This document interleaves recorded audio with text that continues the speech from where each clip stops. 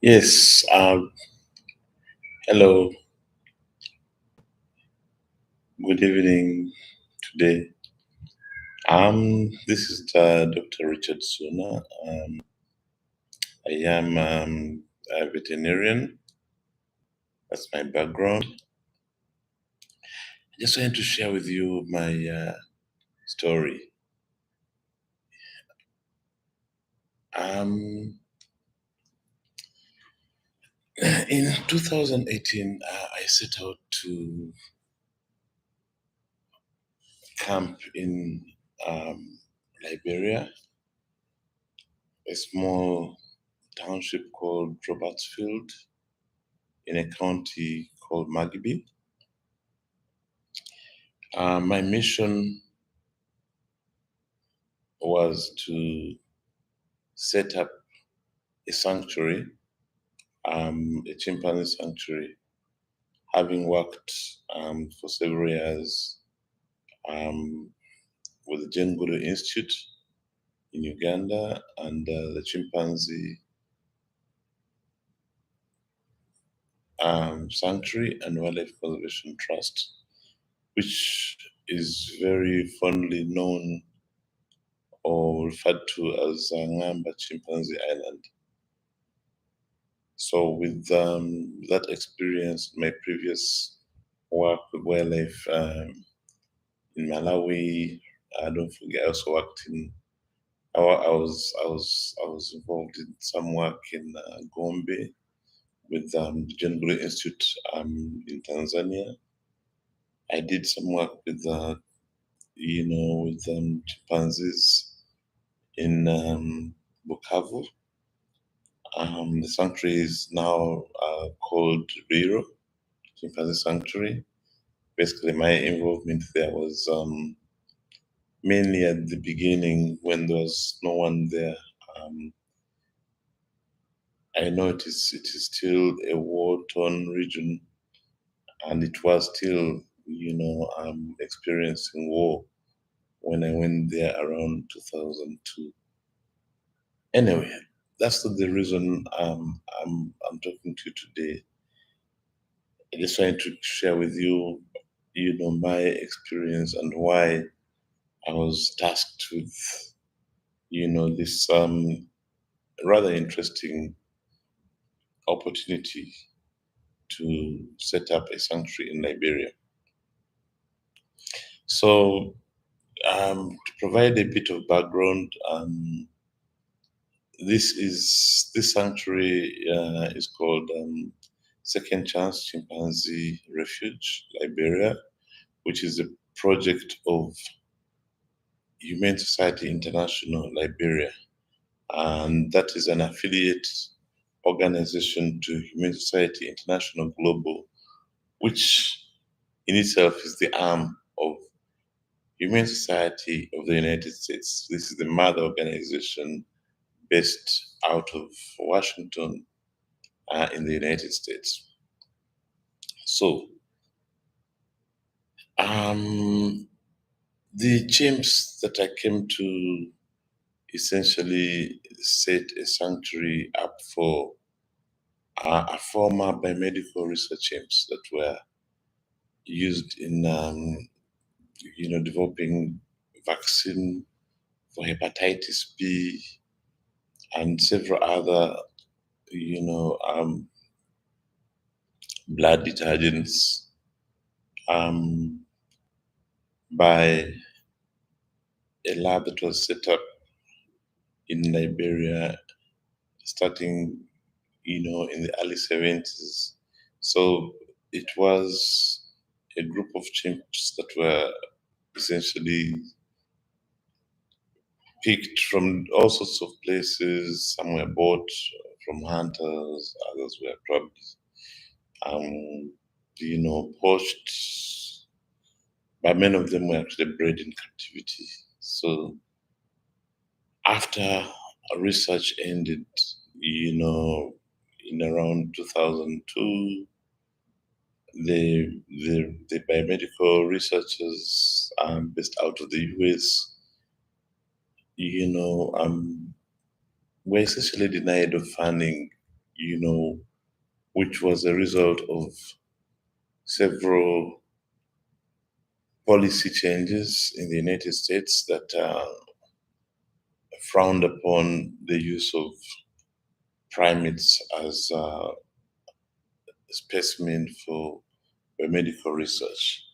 We all know that there's advancement in medicine and the alternatives that that can be used instead of using, sentient animals in invasive and painful experiments, needlessly. So, as it were, when the research ended, Humane Society of the United States, essentially committed to provide lifetime care for these chimps. Over 60 chimps as remnants of the, of the, basically the biomedical research that was um, taking place, or that ended in early 2000s. So anyway, my task, coming out Liberia essentially was to essentially set up this sanctuary, and this meant putting systems in place. Remember, there was when the research center left, the chimps were left, in the care of the staff, and there was no system in place. Most of the um, animal care team were used in biomedical research, so their means of care were premised on testing animals and doing some specific basic things to feed them and provide support for them to live and probably reproduce. So with the incoming of Humane Society, we needed to improve the care, from the basic care to raising the standard of well-being, and ultimately to the chimps to have happiness, to live happily for the rest, of their life, whatever was left. Because some of them, are actually advanced, in advanced age, and have lived most of their lives under very harsh, painful conditions of biomedical research. So, excuse me. So anyway, setting up a sanctuary meant putting an organization in place, setting it up in Liberia, um, develop a team, a multifaceted team, which includes animal caregivers, security, administrative staff, support staff, and the rest of the, like maintenance unit that are required to run a sanctuary. I like to say that the chimps, are located on 6 different islands in the Marshall Mangrove area. So Marshall is a mangrove forest predominantly, which is also um, recognized as a Ramsar protected site, because of the delicate ecosystem um, of the mangrove that are in the area. So the existence of chimps in many ways act as flagship species.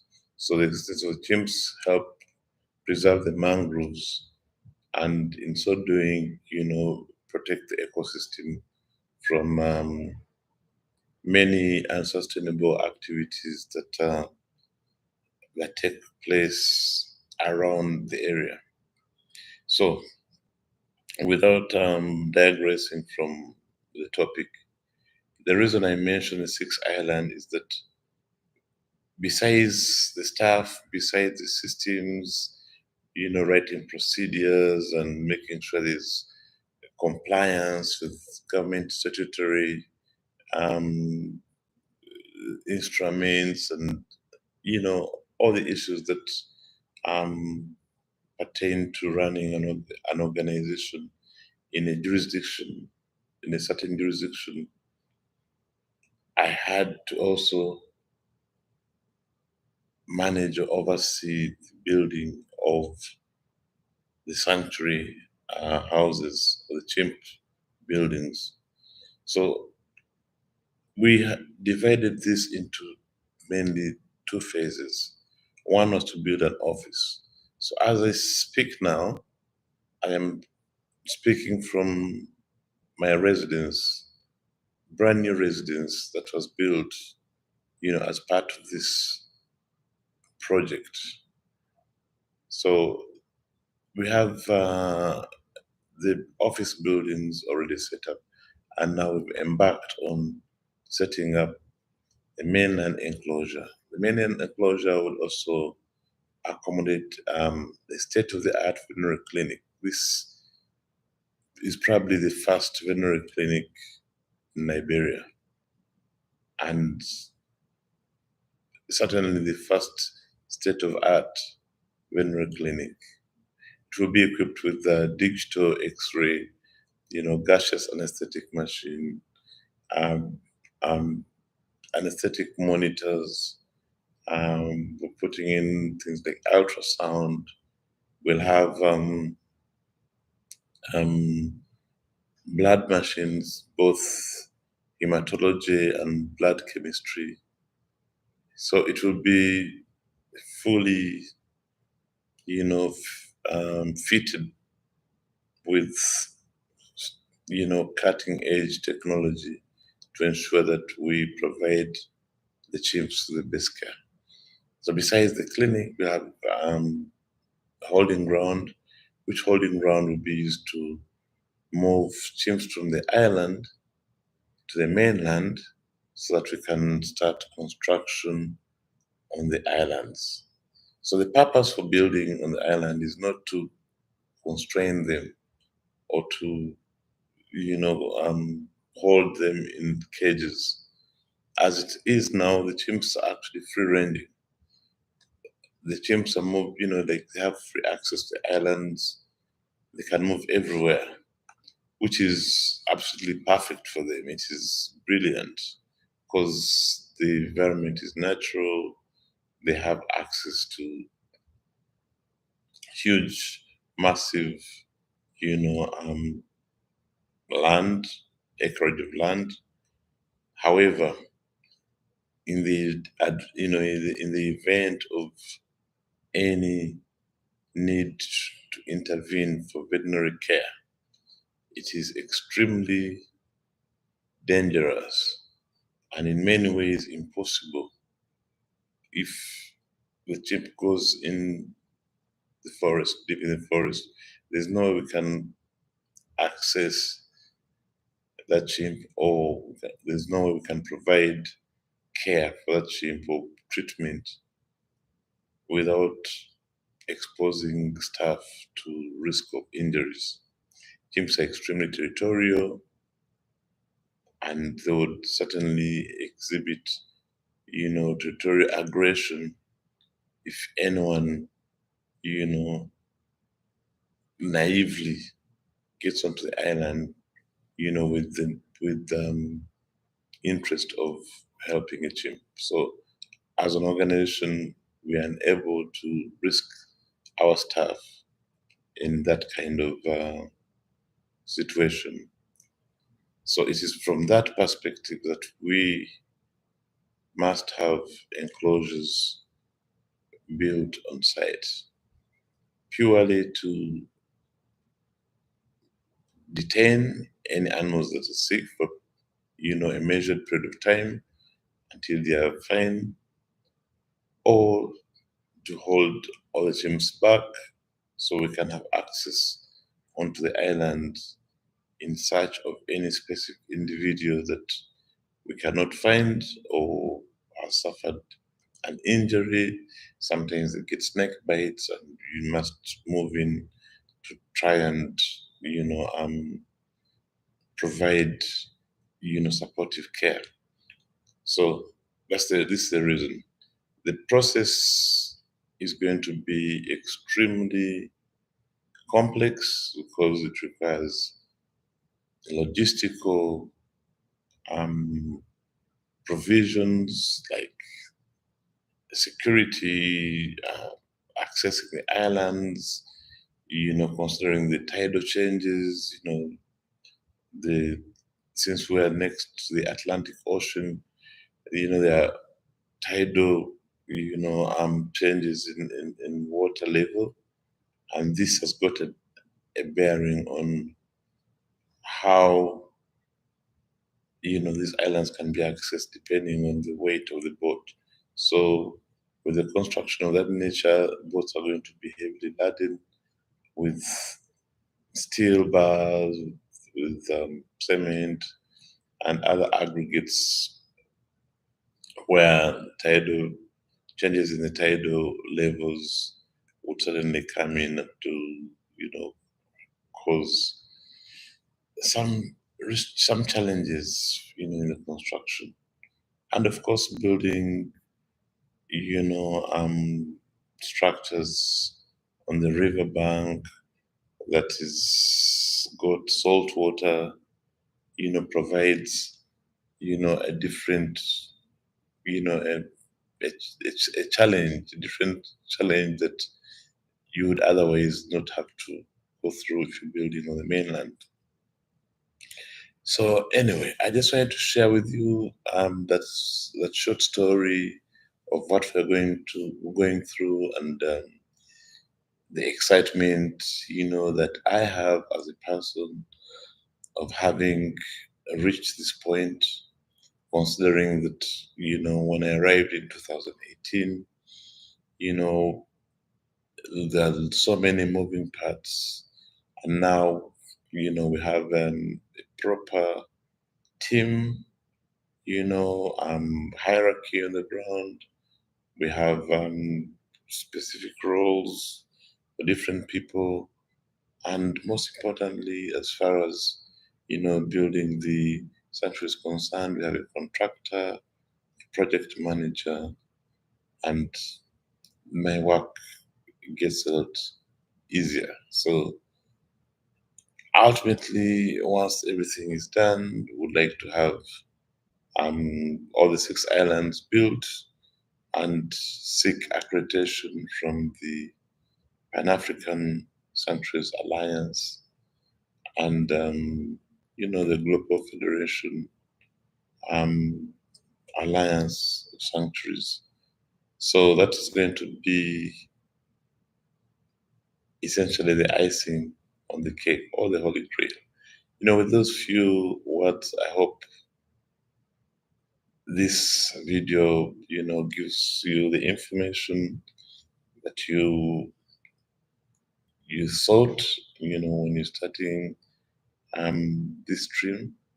And for those that have come to this point, I hope this is been informative. I will be sharing more updates as we go, and I'll provide you developments. And at some stage, I'll also share some images of the actual construction works on the ground. Thank you so much. Have a good night.